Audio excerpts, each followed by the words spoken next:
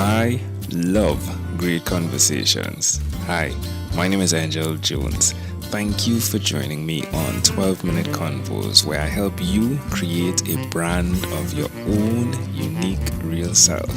Listen in as I have conversations with amazing people from all over the world. Good night, Ira. Wolfe, how are you going on this wonderful, beautiful night? It's a fabulous night. The clouds have cleared and the beautiful sky out there. I love it. Very, very nice. Love it. Tell me, what part of the world are you in, Ira? Eastern Pennsylvania. We're in the Lehigh Valley, which is sort of the northeast, and just south of the beautiful Poconos, which the trees are all changing colors right now. Wow. I love how you painted those pictures. So tell me, which of your talents is responsible for us meeting? That's a good question. I'm going to say it's probably has to do with the release of my new book, Recruiting in the Age of Googlization, or some writing about that, but I'm going to probably say it was the book. Yeah, so we're speaking of your skills of tech, right? Geeky word, right? Well, sort of. I walked into a room a few years ago because a book prior to this was called The Geeks, Geezers, and Googlization, which was about the multi-generations in the workforce and how technology was changing them. And I was a speaker, and I walked into the room, and they expected me to be much younger than I am. They called me the Millennial trapped in a baby boomer body. So, I'm sort of a geek guy, I guess, but before the word geek was invented, maybe. So I try to keep up with technology. And you definitely keep up with a sense of humor, right? You have to. Things are changing pretty fast. So did you learn the skill of definitely being relatable? Oh, I think, we joke about it in our family. I grew up in a group of retailers. Everyone, when I grew up, my aunts and uncles, everyone owned a retail store. My grandparents owned retail stores. And my family came from Eastern Europe, many of them, and they all were in retail. So I think it was growing up in a small community, being part of that. Working with people, again, being part of the community, learning how to take care of customers, being a good neighbor, being a good citizen.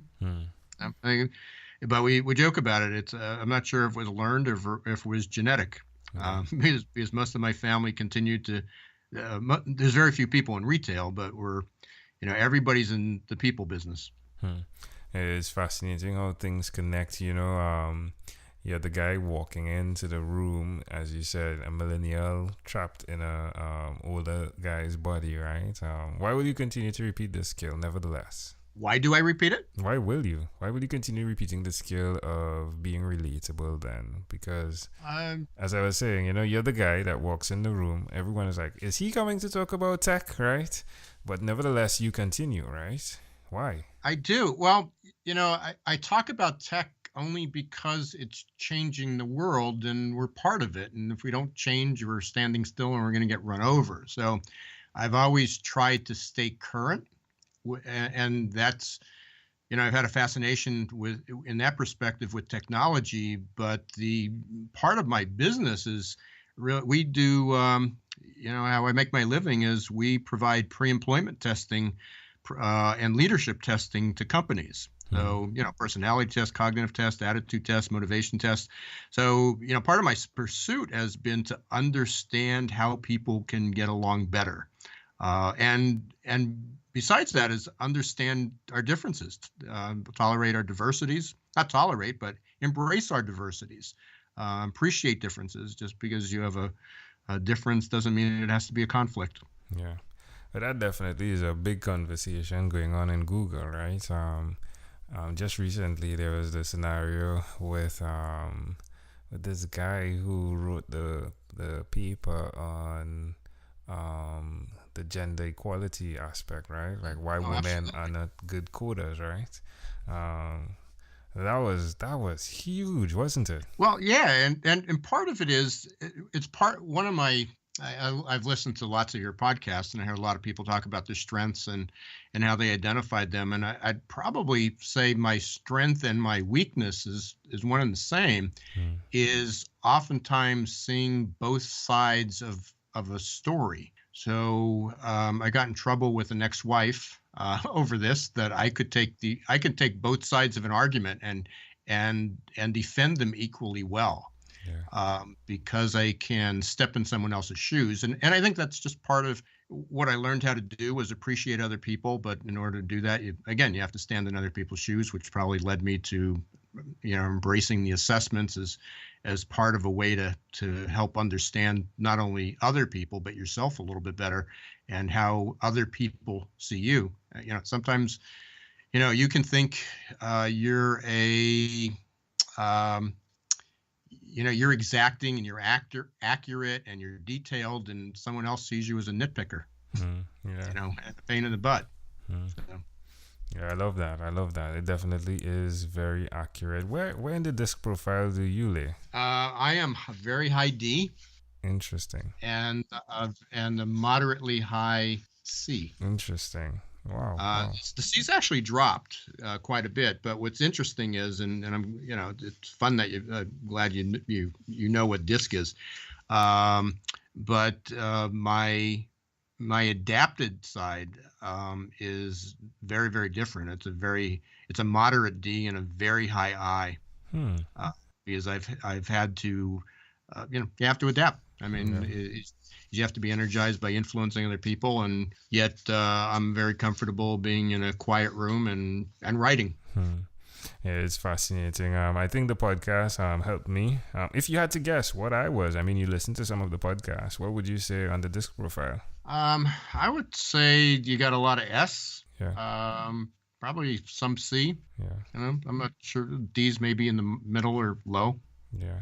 So yeah, it's actually high D 99, high I like 87, natural and adaptive right there, like right there.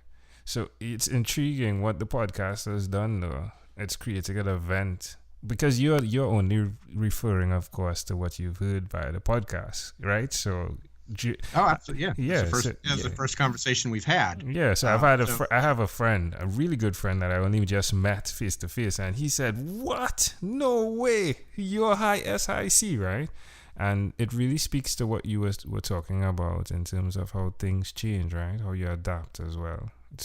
It's probably one of the strengths. Like, I'm really fascinated by the DISC profile, and the strengths assessment. Interestingly enough, Ira, the person just before you, she's actually a person who really is fascinated by the strength finder aspect of what they do.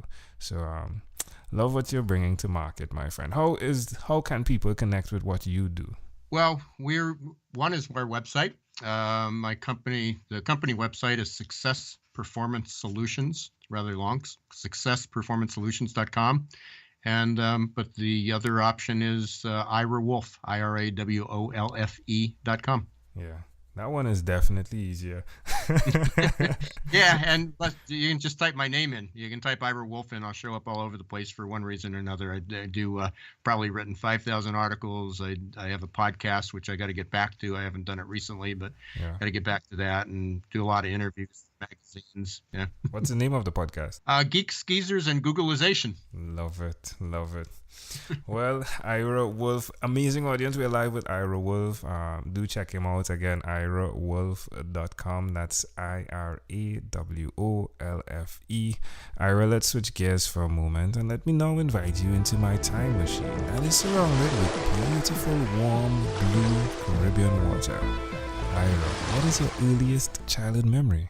Oh my, probably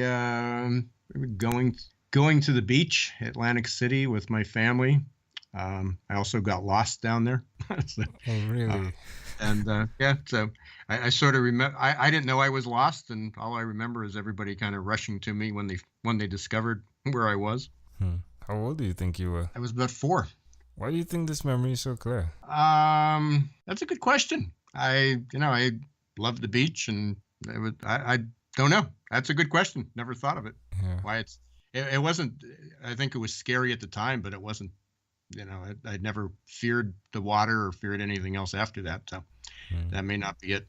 Don't know. So you were lost, and your parents were looking. Well, everyone was looking for you, and you were just like, "Hey, I'm just moseying along." Yeah, like Yeah, what I remember is just standing obviously it wasn't very deep, but just standing in the water and the sand shift underneath. I remember watching a boat, and I must have just been staring at it, and the undercurrent just carried me down a little bit, and I turned around and ran back up to where I thought my parents were, and they weren't there. So I don't know how long I was lost, but they were more panicked than I was at the time. Yeah, that's amazing. Well, can I offer an interpretation to the thought picture you created in my mind? Yeah, very much so. I love the fact that your personality type shone through in the midst of what can be seen as natural, and how that connects. So it's amazing, right? Like some people may have panicked, right? But to see that truly your personality shone through even at that age where you realized, okay, I'm not where I'm supposed to be. So you got out of the water and you stood there. It's pretty fascinating. Very interesting. Yeah, great perspective. Very thoughtful. Appreciate that. You're welcome. If we fast forward to when you were 12, what was your favorite song? Oh, my. That's a long time ago. Joel. Let's see, 12. What would be a landmark there? I'm going to say If I Had a Hammer. Trina Lopez. There we go. My music tastes are pretty eclectic, so there's probably about a dozen songs that are probably ones, but that one somehow just popped in my mind. Yeah, it's good. It's good. All right, my friend. Well, we've arrived at our destination, but before we get off of this time machine, there's a small declaration form. So it's yes or no, or possibly a bit more. We're going to go pretty quickly here. Ira, have you chosen someone to pass on your skills to? Working on it. Are you married? Yes. Do you have children? Yes. Do you believe in God? Working on it. Do you have an inner circle of friends? Yes. Do you watch TV for more than 3 hours a day? No. How about 3 hours a week? Yes. What about screen time, the phone and or the computer? Is it more than 8 or less than 8 hours a day? It's unfortunately definitely more than 8 hours a day. After 1,001 conversations, my friend, I came up with a workbook, and the name of it is Yours. It stands for Your Own Unique Real Self. Connected to that is Your Own Unique Real Statement. If you had to share with us, Ira, your own unique real statement, your mission, if you would, what would that be? I was to help people understand themselves better so they can appreciate others. Love it. Ira, this was a great pleasure. Before you leave, is there anything else you'd like to share with our amazing audience? No, I want to certainly thank you for the opportunity. And if anyone wants to get in touch with me, again, the easy way is irawolfe.com or LinkedIn, Twitter, Facebook. Happy to connect with everyone.